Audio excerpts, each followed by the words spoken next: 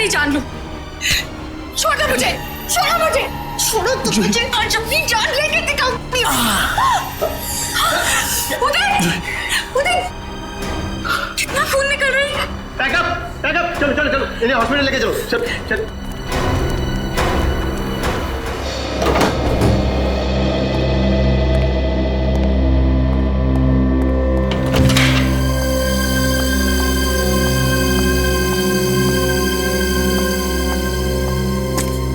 तुम बैठो, मैं तुम्हारे लिए हल्दी वाला दूध लाती हूँ, थोड़ा आराम मिलेगा। छोड़ो आराम आराम, इतनी फिक्र करती हो तो अपने गुस्से को कंट्रोल में रखना सीखो। मरने मारने पर उतर आई उस वक्त। तो फिर क्या करती? वो लोग मेरे घर वालों की इज्जत के साथ खिलवाड़ कर रहे थे, मेरे जख्म को रेत रहे थे। मेरे इमोशंस को कभी समझते ही नहीं हो। ऐसा नहीं है, नहीं समझता मैं तुम्हारे इमोशंस।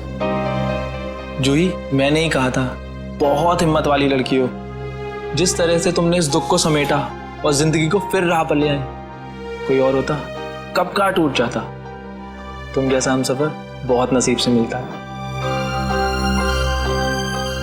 और तुम जैसा हस्बैंड भी हर लड़की को नहीं मिलता। इसी बात पर दूध नहीं, ग्रीन टी हो जाए। ठीक है, बैठो, मैं अभी लाती हूँ।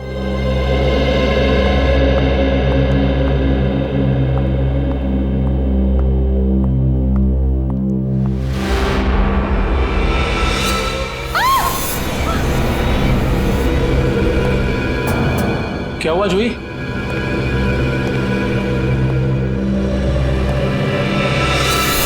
प्लीज बुरा मत मानिएगा, लेकिन इससे ये प्रूव नहीं होता कि ये हैट आपके पापा का है। कोई खास दूसरी पहचान कुछ भी? उदय, इन्हें पापा के वो सारे फोटोज दिखाओ जिनमें उन्होंने यही हैट पहना था।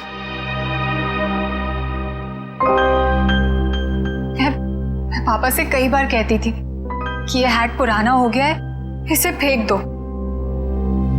पापा कहते थे मेरा सर भी पुराना हो गया है, उसे भी फेंक दूं क्या?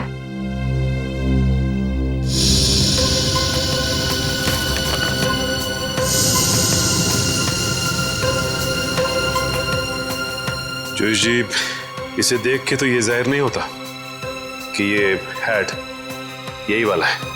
हाँ, ये जरूर पता लगता है कि ये हैट भी इस जैसा ही है। आपको क्या लगता है मैं आपसे झूठ बोल रही हूँ? एक काम करो, जरा आप घर के खिड़की दरवाजे चेक करो। जी सर। जोश जी, आप जो कह रही हैं वो तो हम मान लेते हैं, लेकिन ये हैट यहाँ पे आया कैसे? अपने आप तो नहीं आया।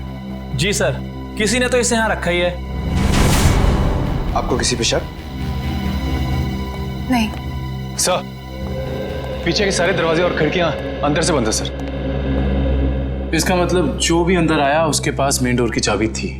जूही जी, आपने अपने घर की चाबी किसी और को भी दी है क्या? नहीं तो। हाँ, मुझे याद आया, एक्चुअली कुछ दिन पहले शॉपिंग आर्केड में मेरा पर्स चोरी हो गया था और घर की चाबियां भी उसी में थी। बड़ी लंबी प्लानिंग की गई है, लेकिन 10 साल बाद ये हैट यहाँ रखने का क्या मतलब हो सकता है?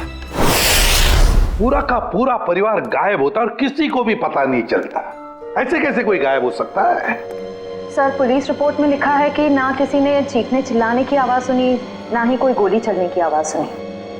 सर, जब ये हुआ तब जूही अपने ऊपर वाले बेडरूम में सो रही थी और बाकी के परिवार के लोग नीचे थे, तो अगर शोर शराबा होता तो जूही को जरूर सुनाई देता। एग्जैक्टली। अच्छा, इस वॉचमैन का क्या कहना है? सर, उसने बताया कि उसने ना किसी ऐसे आदमी को और ना ही ऐसी किसी गाड़ी को बाहर जाते हुए देखा।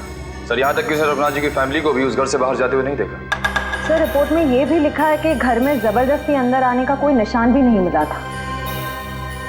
सर, एक बात समझ में नहीं आ रहा, जब घर के सारे लोग गायब हैं तो ये जूही कैसे बच गई?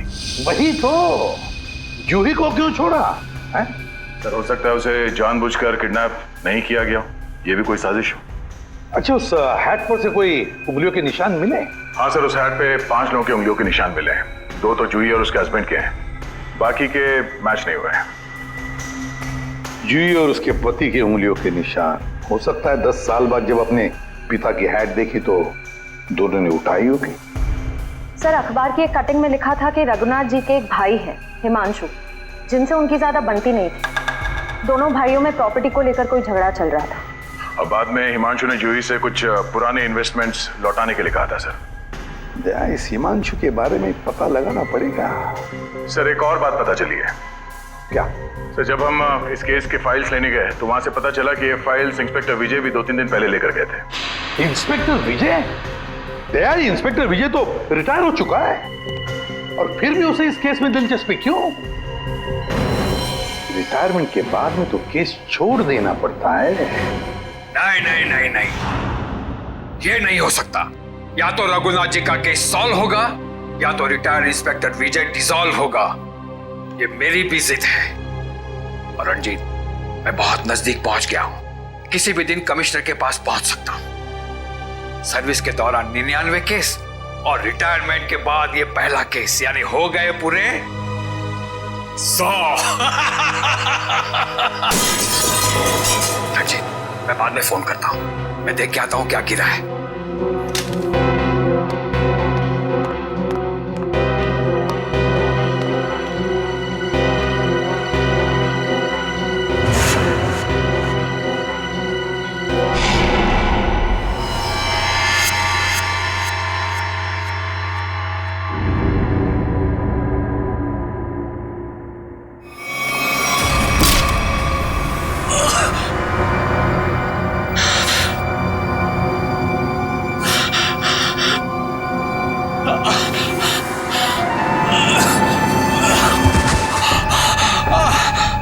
इंस्पेक्टर विजय, शायद तू भूल गया है कि अभी तो इंस्पेक्टर नहीं है, रिटायर्ड इंस्पेक्टर हो गया है।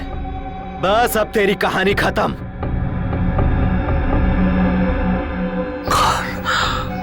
कौन हो तुम? बहुत ठोका था ना मुझे, अभी तक मेरी हड्डियां बोलती हैं।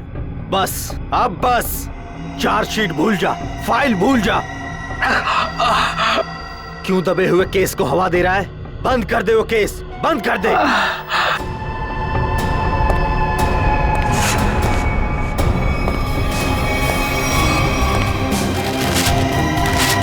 हम जानते हैं जो भी हुआ, लेकिन उनके केस के बारे में कुछ नई बातें सामने आई हैं, तो सोचा क्यों ना आपसे ही पूछ लें।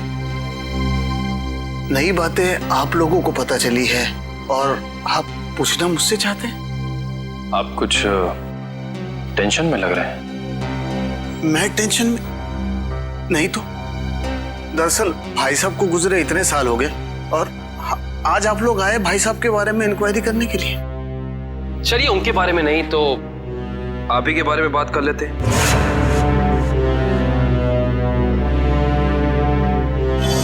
कल दोपहर में कहाँ थे आप? कल ऑफिस में था। ऑफिस? रियली? इसमें हैरान होने वाली क्या बात है? आप कल 12 से 3 बजे तक ऑफिस में ही थे। एक्चुअली मैं लंच आवर्स में घर आता हूँ 2-3 घंटा रेस्ट करने के लिए। आपके घर का एड्रेस 54 गुलमोहर रोड है ना? जी नहीं। लेकिन आपकी कार कल उस वक्त उसी बंगले के सामने खड़ी थी। मेरी याददाश्त, दरअसल मैं सठियाने लगा हूं। मैं कल रुक गया था एक दोस्त के यहाँ, वो भी वहीं गुलमोहर में ही रहते हैं। मिस्टर हिमांशु जी, झूठ बोल रहे हैं आप। वहां पे आपका कोई दोस्त नहीं, बल्कि आपकी भतीजी जूही रहती है, समझे आप? इसलिए झूठ बोल के कोई फायदा नहीं है। हम जानते हैं कि आप जूही से मिलने गए थे उसके घर। हाँ, मुझे उससे कुछ काम था। काम था इन्हें? हाँ, फिर आप उससे मिले क्यों नहीं? बल्कि आप तो छिपते छिपाते उसके घर गए, उसके किचन के प्लेटफॉर्म पे उसके पिता रघुनाथ जी की हैट रखी और बड़े आराम से वहां से निकल गए। क्यों? हैट? कौन सा हैट? मिस्टर हिमांशु, आपको लगता है कि आप ऐसी गोल गोल बातें करके सीआईडी से बच सकते हैं? कसम से ना तो मैं भाई साहब की किसी हैड के बारे में जानता हूं और ना ही उनके लापता होने के बारे में। हिमांशु जी, ये क्या है?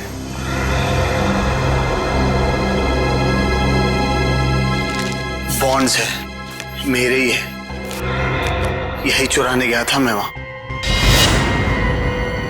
बॉन्ड्स?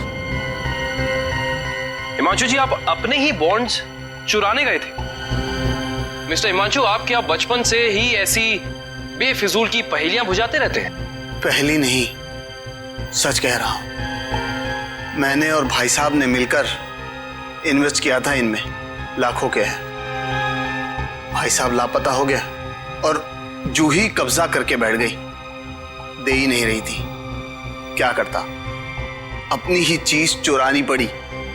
हिमांशु जी, चलिए मान लिया एक पल के लिए कि आप सच बोल रहे हैं, लेकिन मैं सच ही कह रहा हूं, लेकिन एक बात आप लोगों को बोलना भूल गया।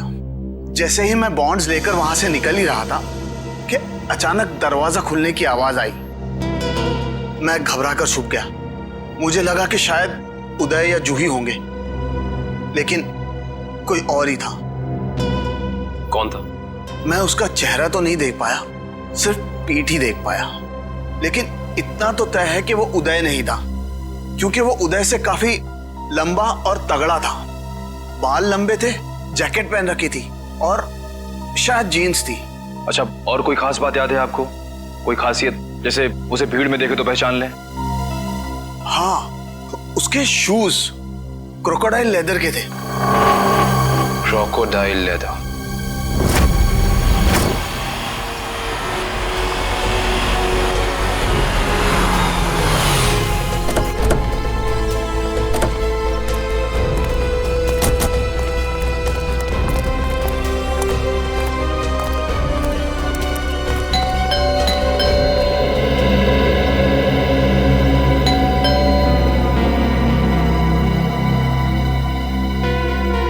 विजय,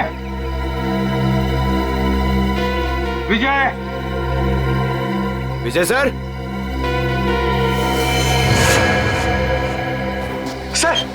सर दरवाजे में से धुआं आ रहा है सर। माय गॉड, दुष्यंत दरवाजा खोलो। विजय, विजय, विजय, विजय, पेपर जल रहा है, जल्दी से बुझा लें। Yes sir. Vijay, Vijay sir,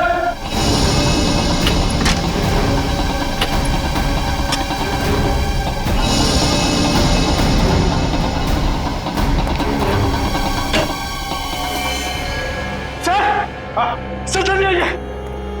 क्या हुआ पंकज? ओह माय गॉड, विजय,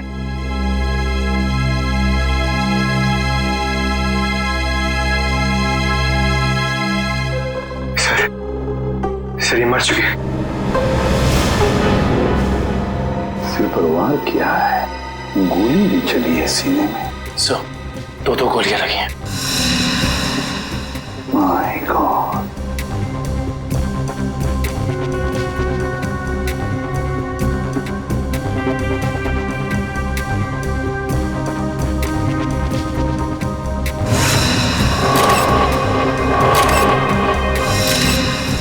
पंकज, पलटाओ इन्हें।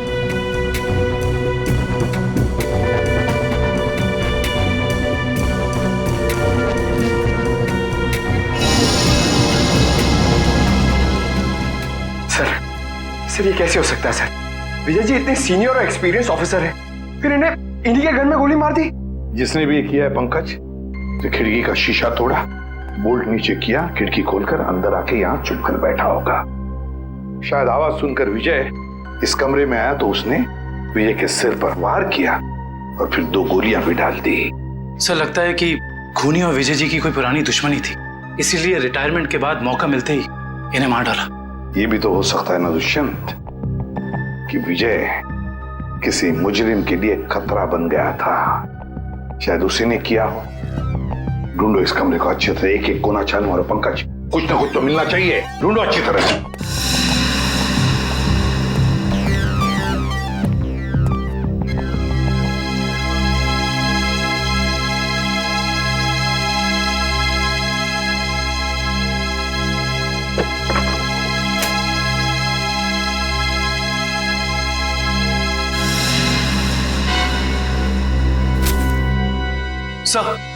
ये देखिए, रघुनाथ जी की केस फाइल, लेकिन इसमें कोई पेपर नहीं है सर। बाकी सब केस फाइल के पेपर्स हैं। ये देखिए सर, सब में पेपर्स हैं सिवाय इसके। तो दुष्यंत, इसका एक ही मतलब है, इसके अंदर जो पेपर्स है वो वहां जलाए जा रहे थे। कोई नहीं चाहता था कि रघुनाथ के केस के बारे में हमें कुछ पता चले। सर, सर विजय जी का मोबाइल मिला और आखिरी कॉल उन्होंने किसी अनुज को किया था। तो फोन करो इस अनुज को।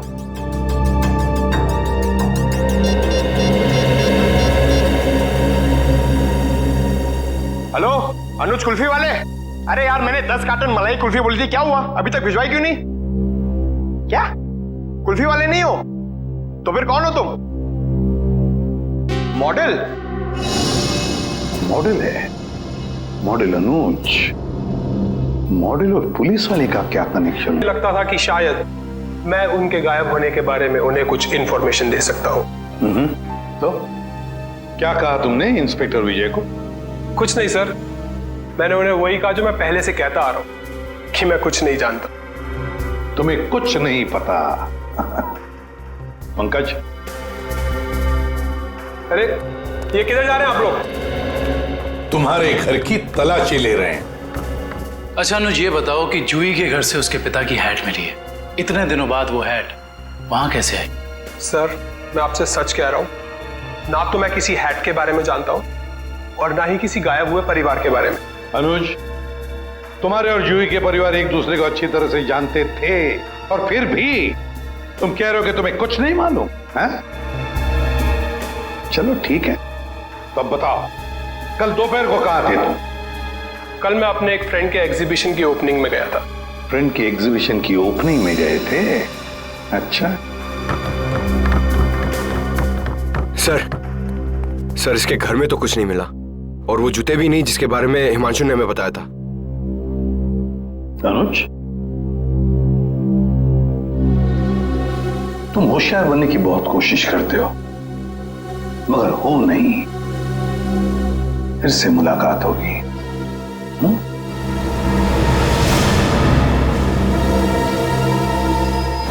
तो समझ में नहीं आ रहा ये आदमी चाहता क्या है। जो एक तरफ वो जूही के घर में हैट रखता है और दूसरी तरफ विजय को मारकर केस के फाइल्स, पेपर्स और फोटोज मिटा देता है। क्यों? लगता है उसे पता चल गया था कि विजय जल्दी अपराधी को पकड़ने वाला है।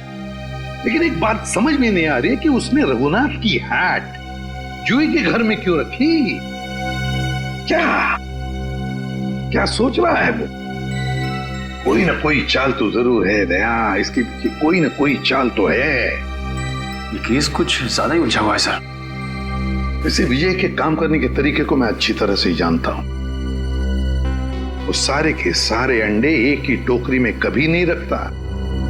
इन्वेस्टिगेशन की अलग अलग कड़ियां वो अलग अलग जगह पर रखता था।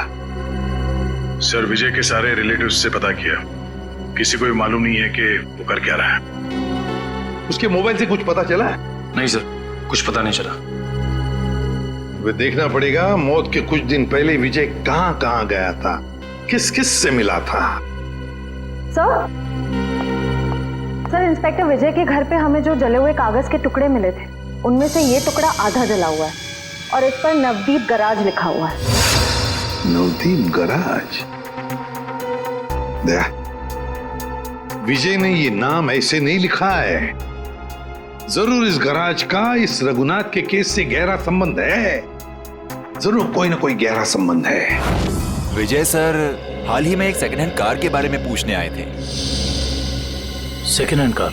जी हाँ, एक व्हाइट कलर की सेडान कार बेची थी 10 साल पहले। विजय सर उसी के बारे में पूछने आए थे। उस गाड़ी के कोई रिकॉर्ड या पेपर्स होंगे आपके पास? जरूर सर, हम रिकॉर्ड हमेशा पक्का रखते हैं। गाड़ियों का मामला है, क्या पता कब कोई चोरी की निकल आए। शेखर, वो जरा गाड़ियों की सेल डिटेल की फाइल लेके आना।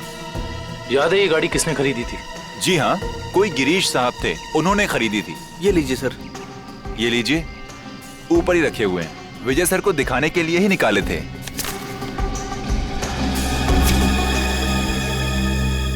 ये देखो, ये कार 14 अप्रैल 2004 को बेची गई थी।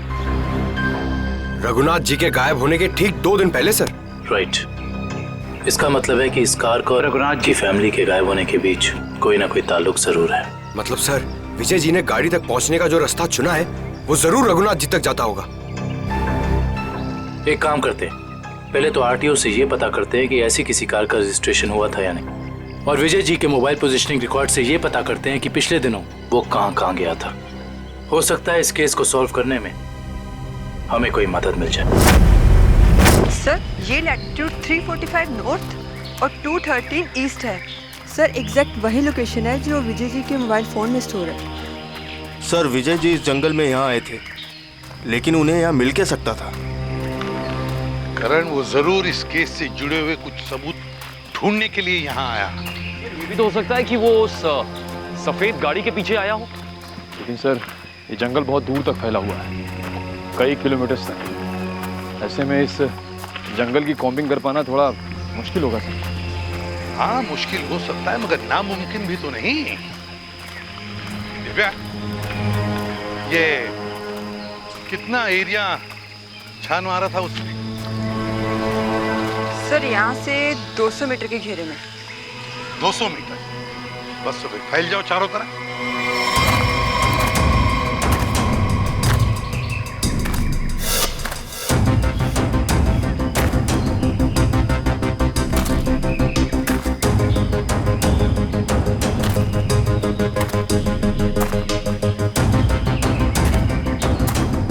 सर। हाँ हाँ निखिल। सर, हाँ, ये देखिए सर।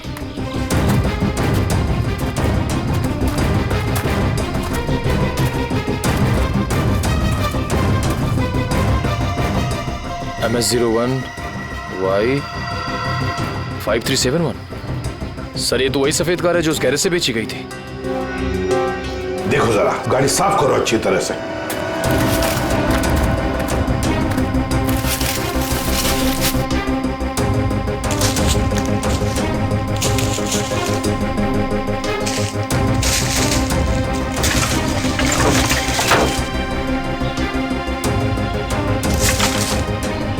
साफ करो, अच्छी तरह से साफ करो।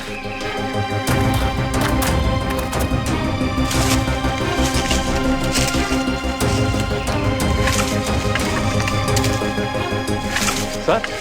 हाँ सर, ये गाड़ी इतनी ऊपर खाई से नीचे गिरी कैसे होगी? एक्सीडेंट हुआ होगा। मगर सर, अगर जूही का परिवार इस गाड़ी में था तो इस गाड़ी में कुछ तो होना चाहिए, कंकाल वगैरह। पूरी गाड़ी खाली है सर। सर, 10 साल हो गए, कीड़े सब खा गए होंगे अंदर। हाँ, मगर केविन, कुछ तो मिलता है ना? एक काम करो, एक गाड़ी के अंदर जितने भी धूल मिट्टी है सब इकट्ठा करो। करंट, जाकर वैक्यूम क्लीनर लेके आओ। सर, ऐसा भी तो हो सकता है कि वो लोग कभी गाड़ी में थे ही नहीं। केविन, ये भी तो हो सकता है कि गाड़ी के अंदर जितने भी परिवार वाले थे उनकी लाशों को कहीं और फेंक दिया और गाड़ी को यहाँ खाई में लाकर नीचे ढकेल दिया।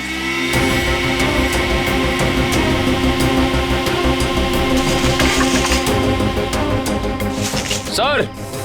हाँ, ये देखिए सर, लॉकेट।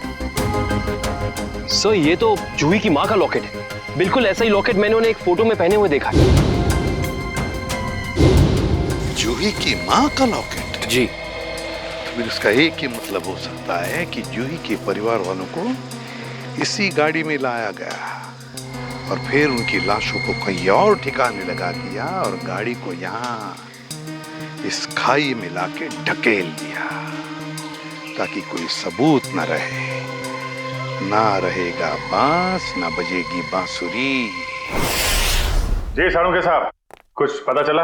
अरे यार अभिजीत, ये बात गलत है यार। आते ही धन्य से सवाल कर देते हो। मैं यार, आए हो, हाल चाल पूछो, अपने बताओ। मतलब हाल चाल?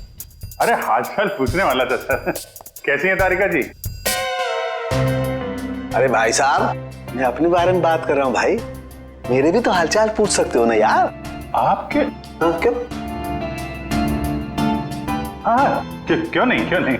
आपके हालचाल कैसे हैं आप? हाँ, मैं अच्छा हूँ। ये हुई ना बात। अब आओ, पूछो। अरे आए हो, हालचाल पूछो, हाय हेलो करो, काम तो होता ही रहता है, बताएंगे ही ना। अब बताओ, क्या पूछ रहे थे तुम? ये जो धूल मिट्टी मिली थी कार में से, हाँ, इसमें से आपको कुछ मिला? हाँ विजय, इस मिट्टी में से हमें एक नाखून का टुकड़ा मिला और कुछ बाल मिले। उनमें से एक बाल किसी 40 साल की महिला का है और ये नाखून का टुकड़ा किसी 10-12 साल के बच्चे का है, और इन दोनों का रिकॉर्ड नहीं है हमारे पास। जरूर ये जूही की माँ और उसके भाई का होगा। और बाकी बाल के टुकड़ों का अभी भी टेस्ट चल रहा है। रिपोर्ट लेने गई है श्रेया। सर, पता चला है कि रघुनाथ जी की फैमिली के गायब होने के कुछ दिन पहले ही उन्होंने अपने खास एम्प्लॉय मुकेश को नौकरी से निकाल दिया था। मुकेश? कहीं सबके पीछे इस मुकेश का हाथ तो नहीं? सर, जो बाल के टुकड़े टेस्ट के लिए गए थे उनमें से एक बाल का डीएनए मैच हो गया है। किसका है? भानु नाम है उसका। अंडरवर्ल्ड का कॉन्ट्रैक्ट किलर है, सुपारी लेके मर्डर्स करता है और कई मर्डर केसेस भी चल रहे हैं उस पर। भानु?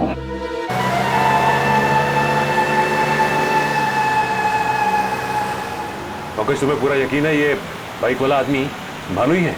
हाँ सर, सिग्नल तो यही बता रहा है। हाँ।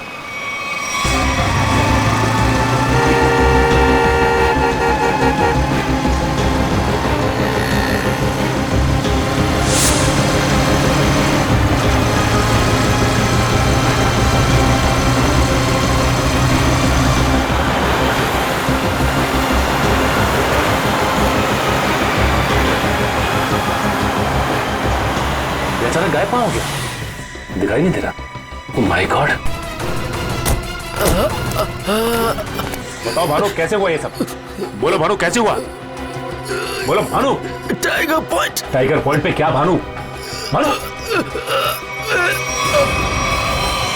Oh my God!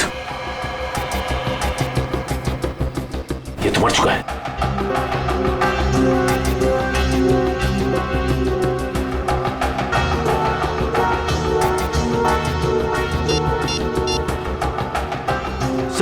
सर, इसके मोबाइल में एक अनआइडेंटिफाइड नंबर से मैसेज आया था। एक मिनट।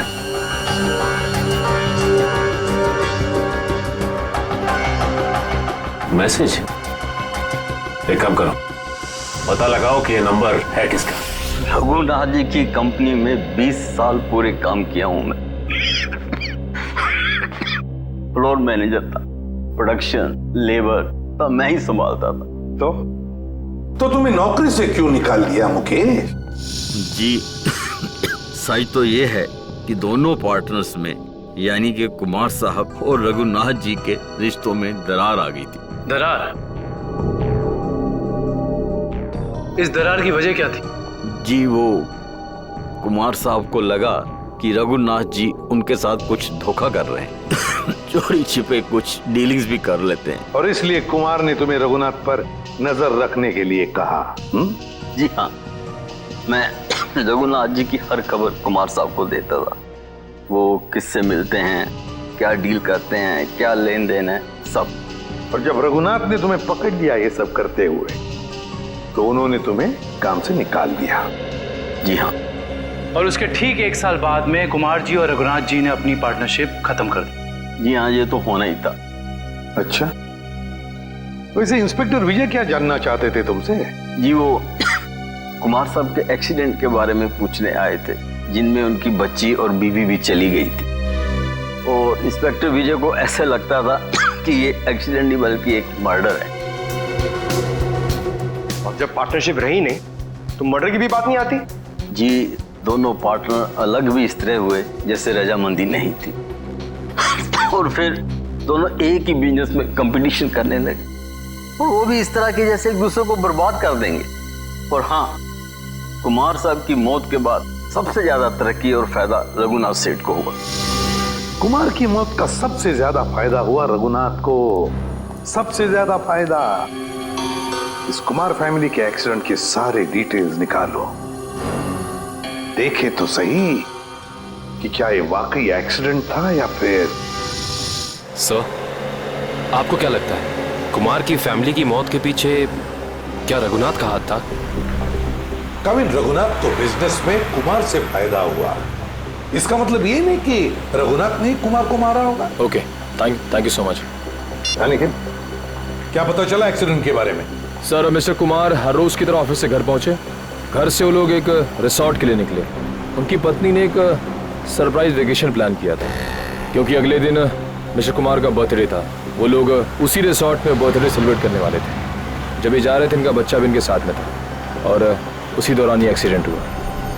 किस्मत भी अजीब खेल खेलती है, जहाँ एक पल खुशियाँ थीं, अगले ही पल मातम छा गया। सर लेकिन ये एक्सीडेंट हुआ कैसे होगा? गाड़ी का अचानक ब्रेक फेल हो गया। मिस्टर कुमार की गाड़ी की स्पीड बहुत तेज थी, वो गाड़ी को काबू में नहीं कर पाए और गाड़ी लुढ़कते लुढ़कते खाई में जा गिरी। कार के ब्रेक्स अचानक फेल हो गए। अचानक, बड़ी अजीब बात है। सर गाड़ी बिल्कुल नहीं थी। मिस्टर कुमार ने एक हफ्ते पहले वो गाड़ी खरीदी थी, तो ब्रेक फेल होने का सवाल ही पैदा नहीं होता सर। वही तो सर, ऐसा भी तो हो सकता है कि कुमार की ही फैमिली के किसी मेंबर ने रघुनाथ की फैमिली से बदला लेने के लिए ये सब किया हो। कुमार परिवार की मौत के 20 साल बाद कौन बदला लेना चाहता है? जहां पर एक्सीडेंट हुआ वहां पर मिस्टर एंड मिसेस कुमार की लाश मिली थी, बच्चे की लाश नहीं मिली है ना? एक मिनट क्या हुआ सर? गाड़ी घुमा लो। काविन, पता चल गया ये खूनी कौन है।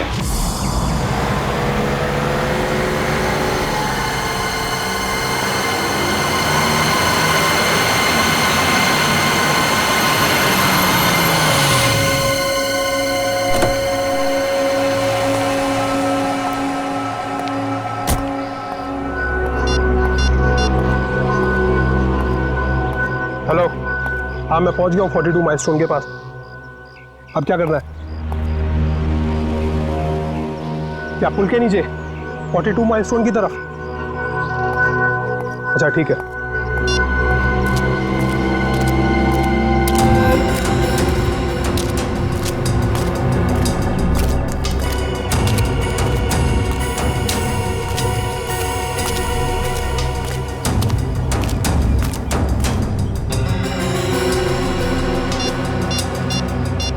हेलो, हाँ आप किधर आना है? ये लेफ्ट राइट क्या लगा रखा है? पागल समझ रखा है क्या?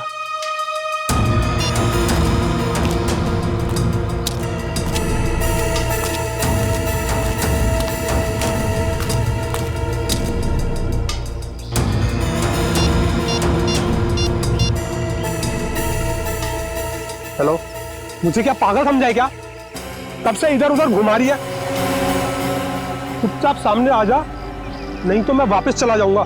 इधर मेरा मुंह खुला और तुम जेल के अंदर, इसलिए जल्दी से सामने आ और मुझे मेरा रोकड़ा दे ताकि मैं जाऊं यहां से। मैं जा रहा हूं। घबराओ मत अनुज, तुम्हारा पैसा पेड़ के पीछे रखा है।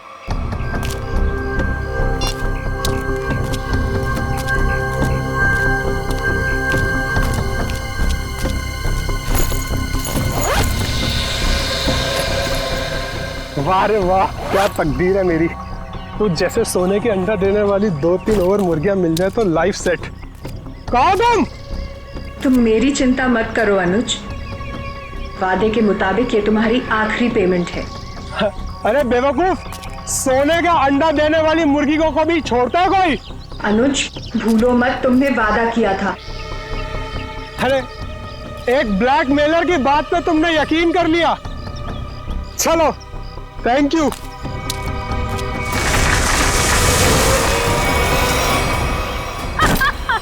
ये क्या कर रहे हो जोई तुम?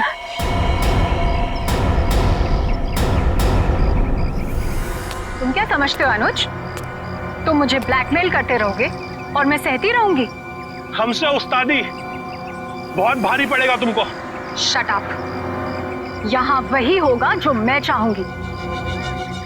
सोचो अनुज, अगर मैं तुम्हारा मर्डर करवा दूं, तुम्हारे टुकड़े टुकड़े करके चील कौओं को डलवा दूं, तो यहाँ तो किसी को इस बात की हवा तक नहीं होगी। जैसा तुमने अपनी फैमिली के साथ किया था। एक बात याद रखना, जो आदमी शर्ट सिलवाता है वो उसके अंदर बटन की जगह भी छोड़ता है। अगर मैं मरा तो मेरा एक पैकेट सीआईडी को पहुंच जाएगा और फिर तेरा डम डम डिगा डिगा। Just shut up। तू क्या समझता है तू झूठ बोलता रहेगा और मैं मानती रहूंगी? तू जैसा लालची इंसान अपने नुकसान के लिए कुछ नहीं करेगा। ये क्या है ये? जुई ट्रिगर दब जाएगा, इसको नीचे कर। जूही तमंचे को नीचे कर प्लीज, इसको अंदर डालो, ट्रिगर दब जाएगा जूही।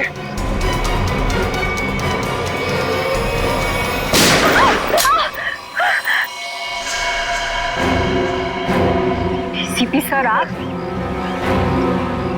तो आखिर आपको पता चल ही गया। खिलौना तुम्हारे हाथों में अच्छा नहीं लगता।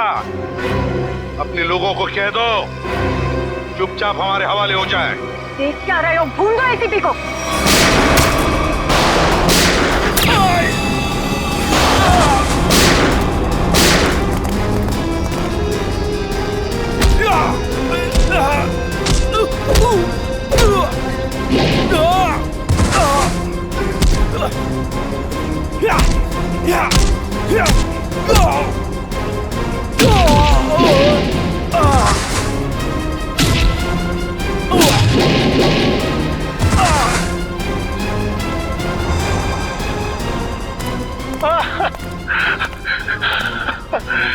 नहीं सर, मैं छोटा मोटा ब्लैकमेल हूँ सर।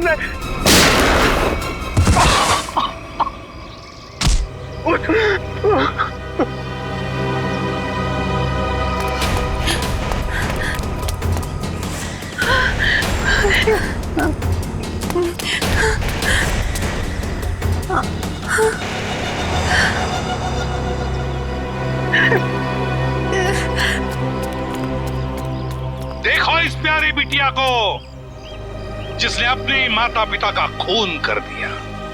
बताओ क्यों मारा तुमने अपने माता पिता को? वो मेरे माता पिता नहीं थे, उन्होंने सिर्फ मुझे गोद लिया था। मेरे असली पापा मिस्टर कुमार थे, जिनकी मौत एक कार एक्सीडेंट में हुई, और वो एक्सीडेंट रघुनाथ ने करवाया था। और अपनी माता पिता की मौत का बदला लेने के लिए तुमने रघुनाथ और उसकी बीवी को मारने का प्लान बनाया, और उसके लिए तुमने भानु को पैसे भी दिए है ना? हाँ, और भानु ने उस काम को पूरा अंजाम दिया। उसके बाद तुमने भानु के हाथों विजय जी को मरवा दिया, और फिर भानु को भी अपने रास्ते से हटा दिया।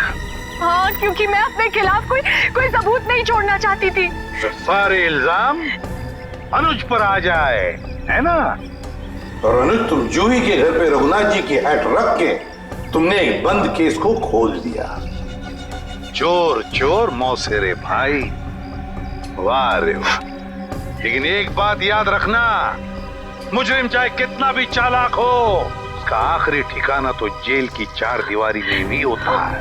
अब जेल की सलाखों के पीछे सड़ते बैठना फांसी का ऑर्डर आने तक।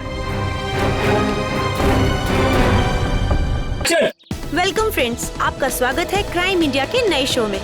ये कहानी बहुत ही रोमांचक और रहस्य से भरी है। ये कहानी 10 साल पहले शुरू हुई इस बंगलो से। यहाँ रहते थे मिस्टर रघुनाथ अपने परिवार के साथ, एक खुश परिवार। फिर सारी खुशियाँ एक पल में छिन गईं। 10 साल पहले इसी दरवाजे से रघुनाथ की 21 साल की बेटी अपने घर प्रवेश करती है, जहाँ उसे अपने पिता का सामना करना पड़ता है, जो थोड़े गुस्से में थे क्योंकि जूही अपने दोस्त के बर्थडे पार्टी से लेट वापस आई। पिता की प्रताड़ सुनते ही जूही अपने पिता को समझाने की कोशिश करती है कि पार्टियों में तो अक्सर देर हो सकती है, उसमें इतना अपसेट नहीं होना चाहिए। रघुनाथ अपनी बेटी की बात सुनते ही चिल्लाने लगते हैं। जूही पिता का डर सह नहीं पाती। वो अपनी भरी आंखों से अपने कमरे की तरफ भागती है। कमरा बंद किए बिना खाए पिए जूही सो जाती है। इसका हम नाट्य रूपांतरण करते हैं।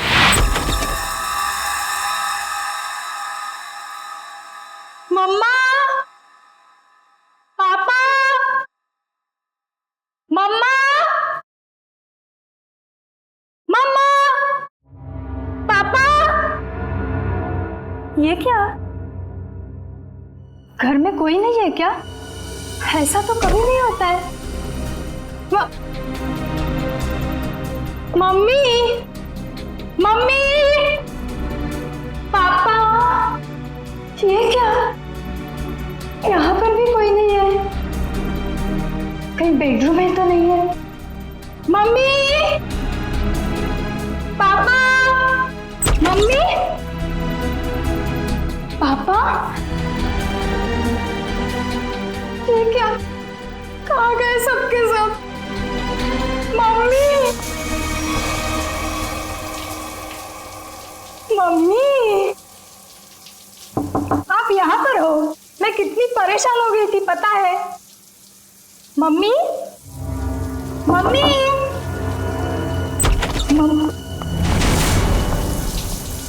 ये क्या? पानी का नल खुला छोड़ के मम्मी तो ऐसा कभी नहीं करती। मम्मी, पापा,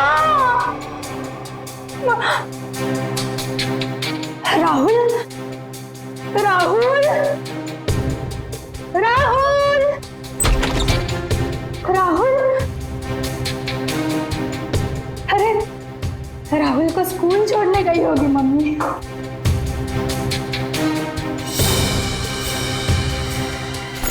राहुल का स्कूल बैग, मतलब मम्मी राहुल को स्कूल छोड़ने गई। राहुल भी नहीं। मम्मी, पापा, पापा की गाड़ी।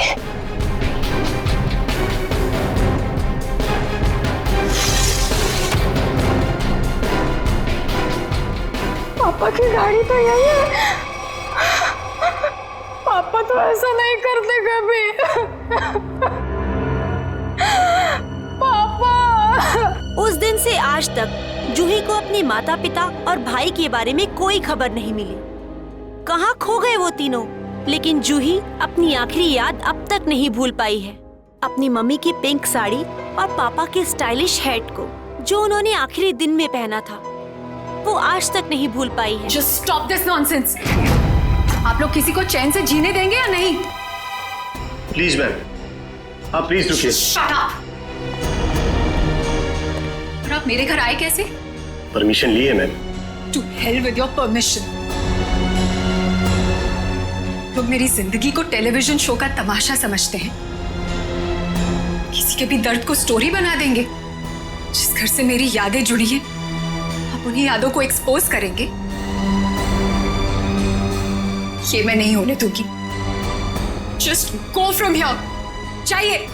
ट्रस्ट मी मैम, हम ऐसा वैसा कुछ नहीं दिखा रहे हैं, बल्कि ये तो आपके लिए अच्छा ही है कि हो सकता है कि शो के बाद आपको नए फोन कॉल्स आए कि आपके मिसिंग पेरेंट्स मिल गए हैं। प्लीज मुझे और लालच मत दो। छोड़ दो मुझे मेरे हाथ पे। I said just go from here. Sir, live telecast चल रहा है, आप गलत ना समझे। मैं हम पूरे मसले को बहुत सेंसिटिवली हैंडल कर रहे हैं। सर समझाइए मैम को प्लीज।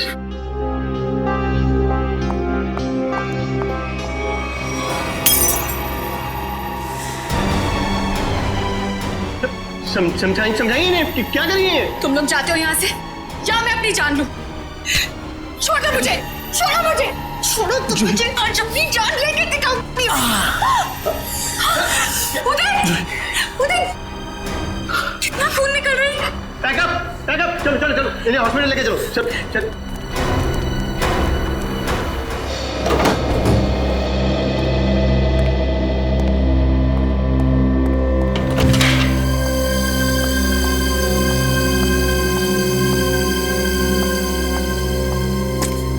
तुम बैठो, मैं तुम्हारे लिए हल्दी वाला दूध लाती हूँ, थोड़ा आराम मिलेगा।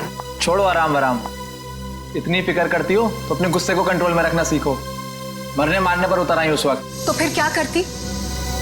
वो लोग मेरे घर वालों की इज्जत के साथ खिलवाड़ कर रहे थे, मेरे जख्म को रेत रहे थे। मेरे इमोशंस को कभी समझते ही नहीं हो। ऐसा नहीं है, नहीं समझता मैं तुम्हारे इमोशंस। जूही, मैंने ही कहा था, बहुत हिम्मत वाली लड़की हो। जिस तरह से तुमने इस